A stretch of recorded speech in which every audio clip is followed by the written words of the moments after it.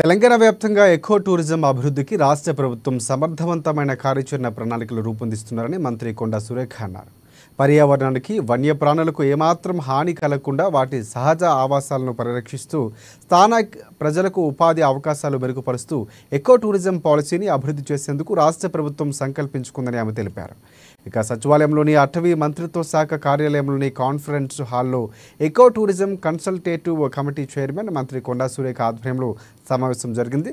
ఇక ఈ సమావేశంలో ఆమె ఎకో టూరిజం అభివృద్ధిపై సంబంధిత అధికారులకు పలు సూచనలు చేశారు.